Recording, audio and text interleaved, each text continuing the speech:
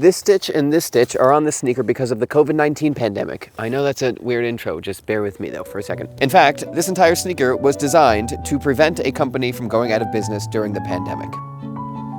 Also, this is so I don't get shot, because I'm dressed strikingly like a deer today. Why were these stitches and why was this sneaker designed for the COVID-19 pandemic? I asked Chris Woodford, the great-great-grandson of Ernest Woodford of E. Woodford and Sons, a 116-year-old, family-owned, fifth-generation shoemaking business based in Northampton, England. Might be Northampton, sure.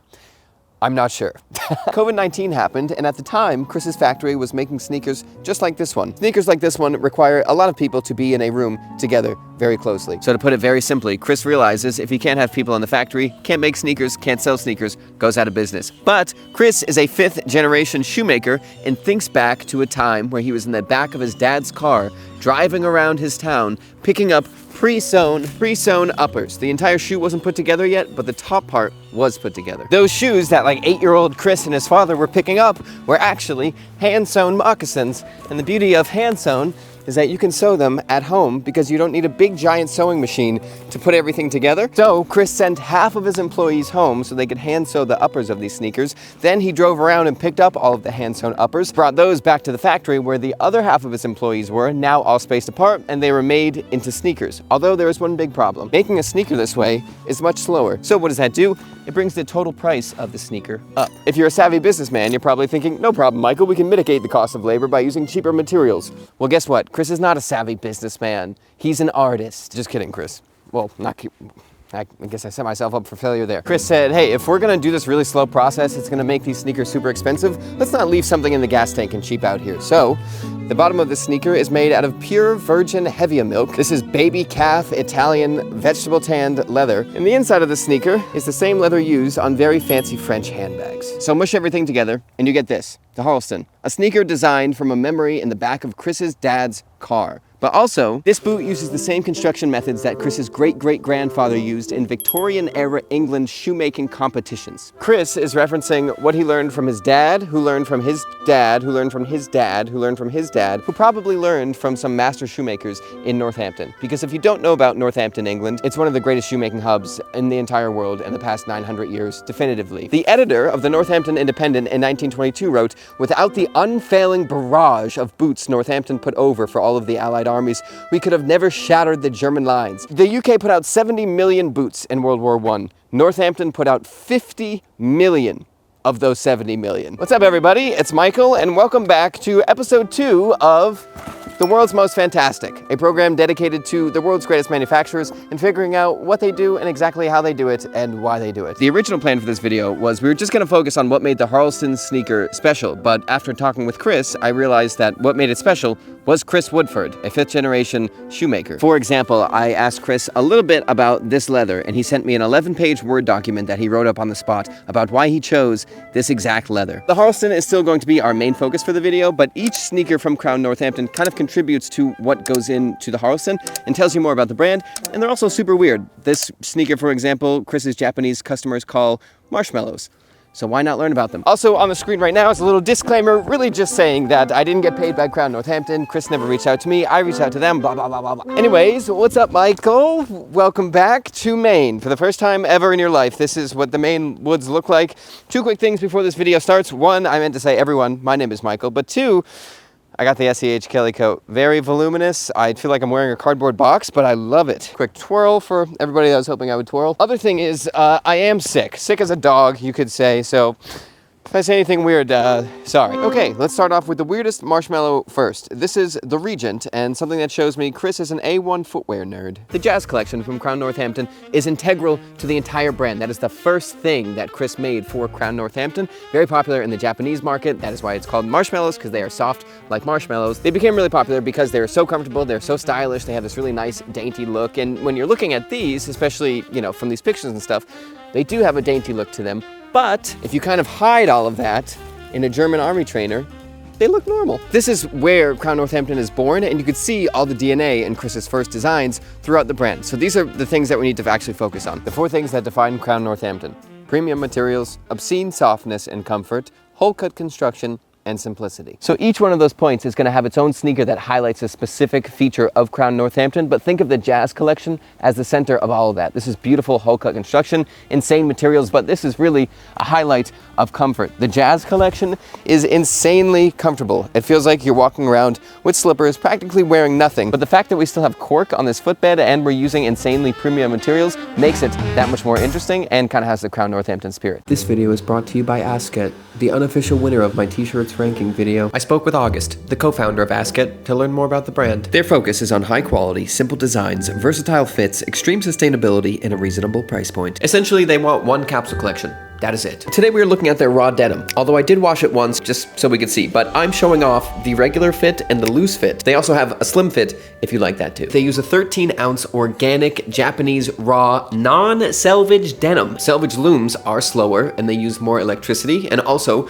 selvage denim is narrower, so it's less efficient to cut with and make jeans out of. It uses more denim, so all in all, it is less sustainable to use. So they use non-selvage denim. And speaking of sustainability, you'll notice that these jeans do not have a pocket watch pocket or rivets. There are no rivets, just bar tacks, which are just as effective as rivets. The jeans are cut and sewn in Italy because Asket is based in Sweden and they focus on European near-shore manufacturing. I took plenty of notes while I was on the phone with August to figure out what the brand Asket was all about and to tell you. The whole brand is about functional minimalism. Keep some heritage aspects of the garment, but remove things that don't have a real function. If you're into that, you'll be into Asket. Thank you so much for sponsoring this video. This sweatshirt is definitely going to make it on the next internet's favorite sweatshirts because it's quite good. And the Regent over there brings us to this, the Harleston. It's like a $450 sneaker.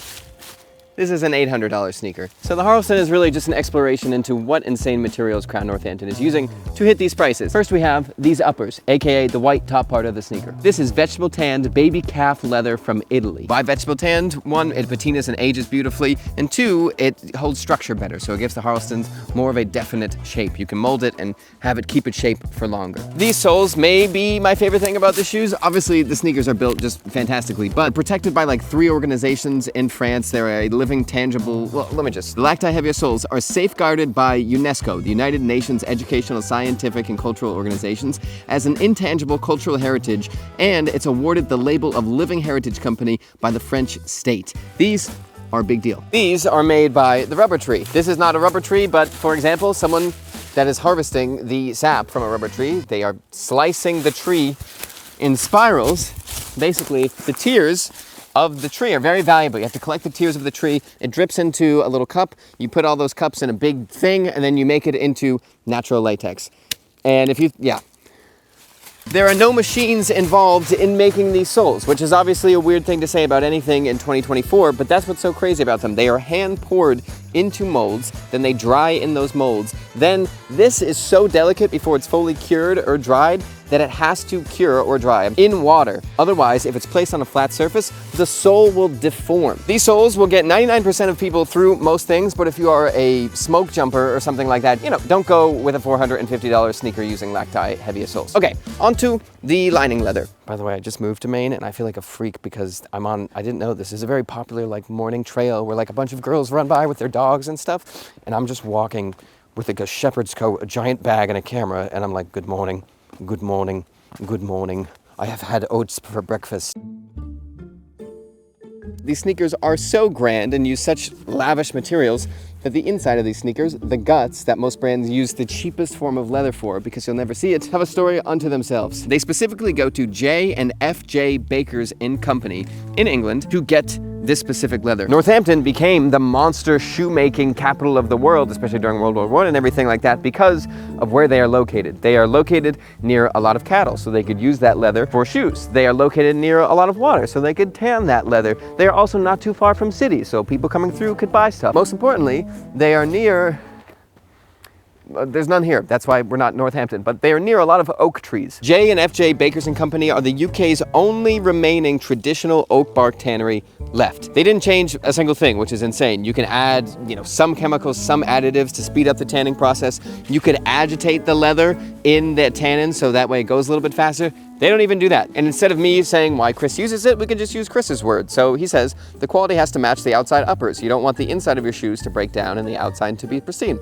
True. Second, this is the important one, a nod to heritage and to keeping this type of craft alive. Businesses like this survive only because of the people that truly care about quality and heritage. It has to be that combination. And that's something that, that's kind of what the whole channel is about, because I think that's what makes things really special. And then finally, we get to shell cordovan, what many believe to be the greatest leather on planet Earth. It's very hard to find a video about shell cordovan where the presenter is not wearing a beautiful suit. Shell cordovan is buried inside of a horse's butt, to be frank, and although horses do have large butts, they're not huge, so you only get 2 shells per horse, and those make about 1 piece of footwear each. So 1 butt cheek, 2 butt cheeks. The process of making shell cordovan is actually very intense. So once again, I recommend you check out the video that Nick at Stridewise did on shell cordovan. They go to Horween where this is made, and Horween and shell cordovan are kind of like peanut butter and jelly. So if someone knows cordovan, it is Horween, and Nick is interviewing Skip Horween. So very cool video, but either way, it's fantastic leather, but what makes it fantastic? First things first that we can't ignore is obviously this is a very expensive leather, so it does have a natural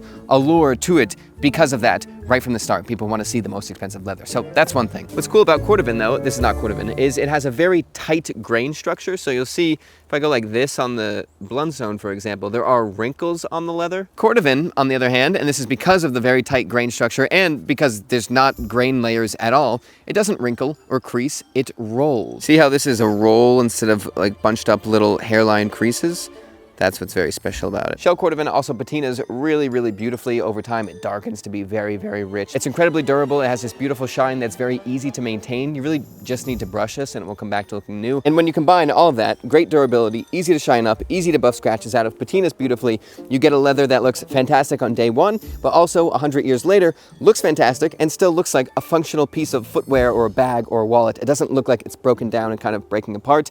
And that's why shell cordovan has a really strong cult following, mixed in with the allure of it being incredibly expensive and having this amazing process behind it and all of that. That is shell cordovan.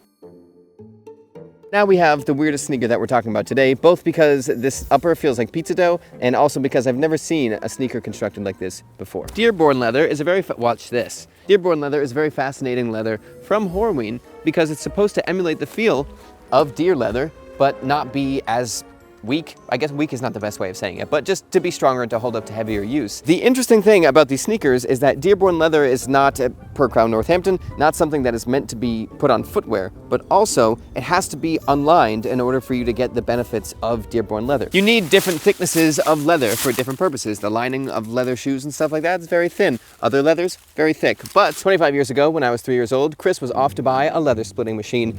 And the guy that was showing him how the machine works, usually you split leather like this, 2 different pieces. There you go. That's how the machine works. Instead, this guy split the leather and stopped before it was totally split. So this part of the leather was still one piece, and you can't really peel it open or anything like that. It needs to be split. Chris looked at that and said, whoa, I'm going to use that in 25 years. And he did on the Abbey. The sneaker needs stiffeners in general. Otherwise, it's just going to be a very floppy piece of leather. Like over my toe specifically, this wouldn't be here. This would just kind of fall over my feet and be like pizza dough, like I said. So usually with sneakers, there is the upper, the outside, and there's a lining. And in between that, there is a stiffener. That keeps the shape. But what's interesting is if you semi-split this leather, so it's like this, you have the bottom of the leather and the top of the leather, and you can slip a little something in between there and close it up, and you didn't need to add a lining.